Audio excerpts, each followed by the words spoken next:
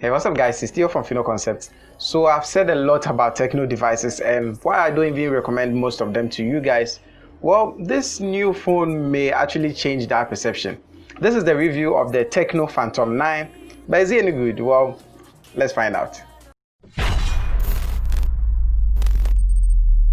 So first things first, this is an all plastic phone. So we have a plastic back and a plastic frame, and the screen being the only glass here.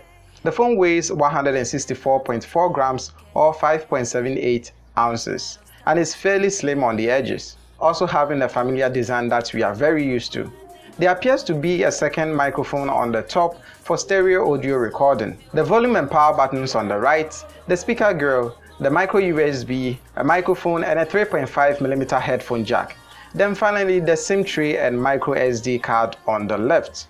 On the back are the triple camera setup and a quad LED flash. I love the royal blue and purple gradient, which kind of reminds me of the Tecno Spark 4 I did a review about quite recently. You can check that up here or in the description below. Regardless, you may want to put a case on it or have a wipe with you at all times, cause this phone is a fingerprint magnet. For the screen, we have a 60Hz protected by Corning Gorilla Glass 3, which is not the latest Gorilla Glass, but having some protection is better than no protection at all. There's also an AMOLED screen at 6.9 inches diagonally and 1080 by 2340 pixels with 19.5 by 9 aspect ratio. Finally, we are getting a 1080p display. What this means is if you are someone who is heavily invested in YouTube or Netflix, you can watch most of your videos in 1080p now. And if 6.39 inches isn't enough for you, you can also turn on 2-button navigation to get rid of all the screen navigations at the bottom. Spec-wise, it has 4G LTE with a lot of band support.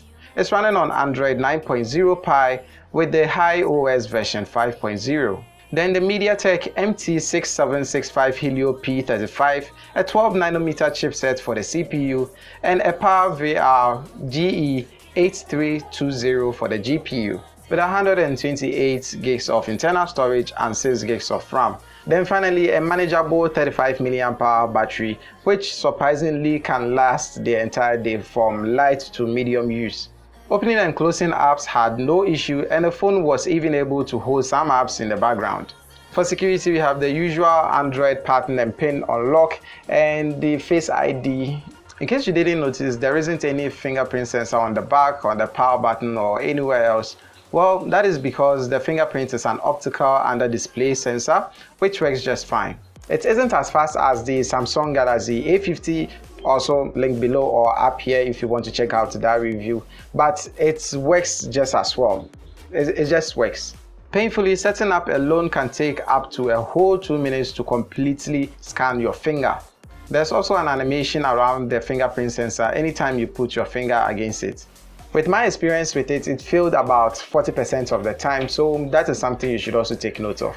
Techno included a dedicated gaming mode for heavy gamers who would want to have the best performance out of their smartphone. I don't know if Techno wanted this phone to be a gaming phone, but it's a feature you can use if you are interested in it. I personally am not so invested in playing games on my phone, well, at least not anymore. So if you're someone who rely heavily on PUBG or Fortnite, then this is the phone for you.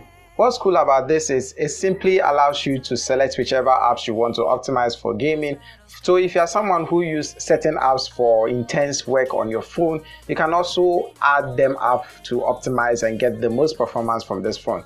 Playing games on this device shouldn't come at a problem at all. Although I couldn't play so many games on it, I think if you run PUBG or Fortnite with some low to medium settings, it is going to run without any problem.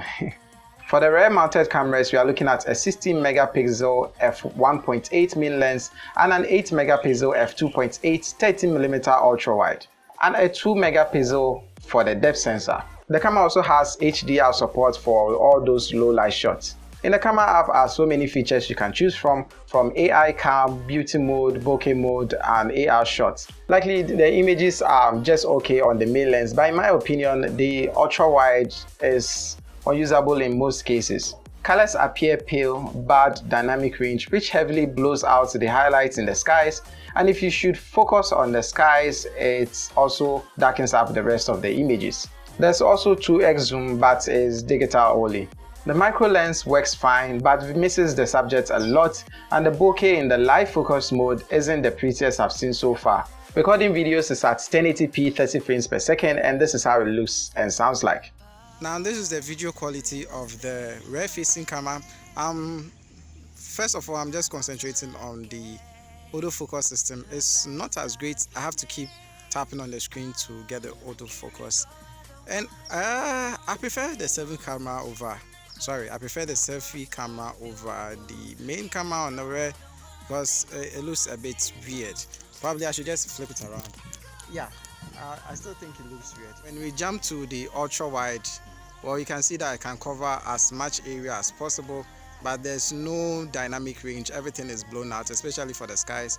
You can see that if I focus on it, this is what I get, and if I focus on the areas apart from the clouds, this is also what I get.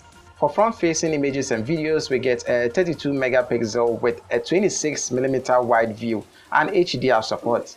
Overall, you should expect decent photos and videos with this. Just make sure you're not using the beauty mode feature like I did. And it also comes with some funny filters if you're into that. In my opinion, the live focus mode works best on the front-facing camera. I don't know if it's because it has a higher resolution as compared to the main rear camera. And for the front-facing camera too, it records at 1080p 30 frames per second. Alright, so this is the video and audio quality of the Techno Phantom 9. I'm just going to leave you guys with it, so let me know if it sounds any better, and if the video quality, it looks quite amazing from here. I'm still checking the overexposure. So yeah, as long as you don't have an overexposed background, your videos are going to look great. This is acceptable. So here are a couple of things I like about the phone. First off, it supports OTG. This is a huge feature for me because I can just copy files from my computer on a pen drive, then just insert it in with a cable, and I can share it on social media without having to get an extra SD card or a USB to connect it like all the time. I can also send it via Bluetooth. The second thing is the 4G connectivity, and the third thing is the front-facing camera. And on the other hand, I don't think this is going to be applicable to me because I don't take as many selfies as I would want to. I'm usually taking pictures of people who are behind the camera and not in front of it. But if you're someone who has invested so much time in WhatsApp status, Instagram and Facebook stories, or Snapchat, then this is the phone for you. The front-facing camera is amazing. Taking it from someone like me talking about Techno, you should see that it is a good one.